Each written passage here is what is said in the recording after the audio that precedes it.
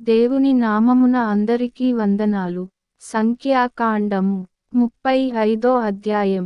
మరియు యెరికో యొద్ద యొర్దానుకు సమీపమైన మోయాబు మైదానములలో యెహోవా మోషేకు ఇలాగు సెలవిచ్చెను.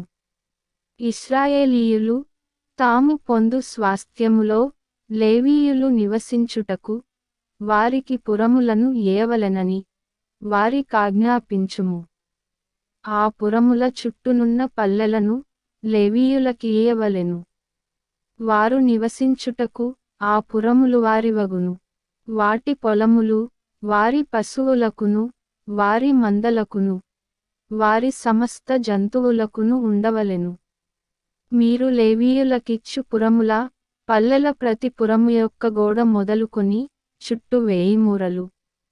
మరియు మీరు ఆ పురముల వెలుపల నుండి తూర్పు దిక్కున 2000 మూరలను, దక్షిణ దిక్కున 2000 మూరలను, పడమటి దిక్కున 2000 మూరలను, ఉత్తర దిక్కున 2000 మూరలను కొలవవలెను. ఆ నడుమ పురముండవలెను. అది వారి పురములకు పల్లెలుగానుండును.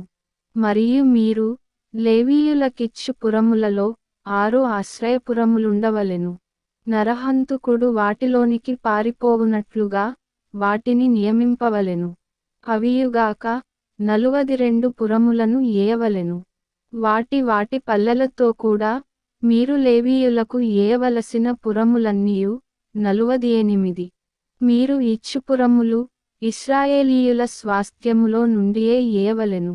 మీరు ఎక్కువైన దానిలో ఎక్కువగాను తక్కువైన దానిలో తక్కువగాను ఏయవలెను. ప్రతి గోత్రము తాను పొందు స్వాస్థ్యము చొప్పున తన పురములలో కొన్నిటిని లేవీయులకు ఏయవలెను. మరియు యెహోవా మోషేకు ఇలాగు సెలవిచ్చెను. నీవు ఇశ్రాయేలీయులతో ఇట్లనుము. మీరు యొర్దాను దాటి కనాను దేశములోనికి వెళ్ళిన తరువాత ఆశ్రయపురములుగా ఉండుటకు మీరు పురములను ఏర్పరచుకొనవలెను. పొరబాటున ఒకని చంపినవాడు వాటిలోనికి పారిపోవచ్చును. తీర్పు పొందుటకై నరహంతకుడు సమాజమునెదుట నిలుచువరకు వాడు మరణశిక్ష నొందకూడదు గనుక ప్రతిహత్య చేయువాడు రాకుండా అవి మీకు ఆశ్రయపురములుగా ఉండును. మీరు ఏయవలసిన ఆ పురములలో 6 ఆశ్రయపురములుండవలెను. వాటిలో యొర్దాను ఇవతల 3 పురములను ఏయవలెను. కనాను దేశములో 3 పురములను ఏయవలెను. అవి మీకు ఆశ్రయపురములుగా ఉండును. పొరబాటున ఒకని చంపిన ఎవడైనను వాటిలోనికి పారిపోవునట్లు ఆ 6 పురములు ఇశ్రాయేలీయులకును పరదేశులకును మీ మధ్య నివసించువారికిని ఆశ్రయమయ్యుండును. ఒకడు చచ్చునట్లు వానిని ఇనుప ఆయుధముతో కొట్టువాడు నరహంతకుడు. ఆ నరహంతకునికి నిశ్చయముగా మరణశిక్ష విధింపవలెను. ఒకడు చచ్చునట్లు మరి ఒకడు రాతితో వాని కొట్టగా దెబ్బతినిన వాడు చనిపోయిన ఎడల కొట్టినవాడు నరహంతకుడగును. ఆ నరహంతకుడు నిశ్చయముగా మరణశిక్ష నొందును.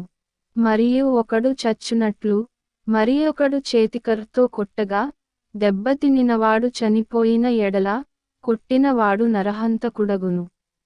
ఆ నరహంతకుడు నిశ్చయముగా మరణశిక్ష నొందును. హత్య విషయములో ప్రతిహత్య చేయువాడు తానే నరహంతకుని చంపవలెను. వాని కనుగొనినప్పుడు వాని చంపవలెను. ఒకడు చచ్చునట్లు వాని పగపట్టి పొడిచినను లేక పొంచియుండి వానిమీద దేనినైనను వేసినను లేక ఒకడు చచ్చునట్లు వైరము వలన చేతితో వాని కొట్టినను కొట్టినవాడు నరహంతకుడు నిశ్చయముగా వాని చంపవలెను. నరహత్య విషయములో ప్రతిహత్య చేయువాడు ఆ నరహంతకుని కనుగొనినప్పుడు వాని చంపవలెను. అయితే పగపట్టక హఠాత్తుగా వానిని పొడిచినను పొంచియుండక వానిమీద ఏ ఆయుధమునైన వేసినను వాని చూడక ఒకడు చచ్చునట్లు వానిమీద రాయి పడవేసినను దెబ్బతినినవాడు చనిపోయిన ఎడల కొట్టినవాడు వానిమీద పగపట్టలేదు, వానికి హాని చేయగోరలేదు. కాబట్టి సమాజము ఈ విధులను బట్టి కొట్టిన వానికిని హత్య విషయములో ప్రతిహత్య చేయువానికిని తీర్పు తీర్చవలెను. అట్లు సమాజము నరహత్య విషయములో ప్రతిహత్య చేయువాని చేతిలో నుండి ఆ నరహంతకుని విడిపింపవలెను. అప్పుడు సమాజము వాడు పారిపోయిన ఆశ్రయపురమునకు వాని మరల పంపవలెను. వాడు పరిశుద్ధ తైలముతో అభిషేకింపబడిన ప్రధాన యాజకుడు మృతి నొందువరకు అక్కడనే నివసింపవలెను. అయితే ఆ నరహంతకుడు ఎప్పుడైనను తాను పారిపోయి చొచ్చిన ఆశ్రయపురము యొక్క సరిహద్దును దాటి వెళ్ళునప్పుడు నరహత్య విషయములో ప్రతిహత్య చేయువాడు ఆశ్రయపురము యొక్క సరిహద్దు వెలుపల వాని కనుగొనిన ఎడల ఆ ప్రతిహంతకుడు ఆ నరహంతకుని చంపినను వానిమీద ప్రాణము తీసిన దోషము ఉండదు. ఏలయనగా ప్రధాన యాజకుడు మృతి నొందువరకు అతడు ఆశ్రయపురములోనే నివసింపవలెను. ప్రధాన యాజకుడు మృతి నొందిన తరువాత ఆ నరహంతకుడు తన స్వాస్థ్యమున్న దేశమునకు తిరిగి వెళ్ళవచ్చును. ఇవి మీ సమస్త నివాస స్థలములలో మీ తరతరములకు మీకు విధింపబడిన కట్టడ. ఎవడైనను ఒకని చావగొట్టిన ఎడల సాక్షుల నోటిమాట వలన ఆ నరహంతకునికి మరణశిక్ష విధింపవలెను.